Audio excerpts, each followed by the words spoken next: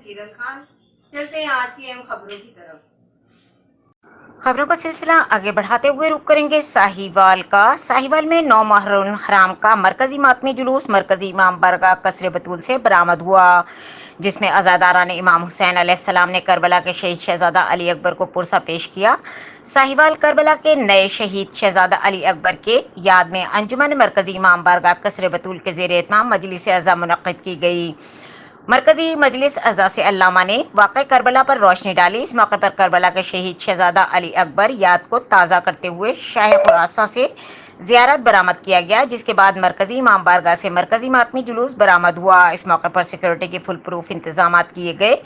मरकजी जुलूस अपने रिवायती रास्तों से होता हुआ इमाम बारगाह कसरे बतूल पहुंचा, जहां पर हजारों अज़ादारा ने इमाम हुसैन अलैहिस्सलाम ने नोहा खानी की सीना जनी और जंजीर जनी करते हुए शहदा करबला को पुरसा पेश किया, जिसके बाद मुल्क और कौम के लिए खुसूसी दुआएं की गई और लंगर और न्याज तकसीम की गई।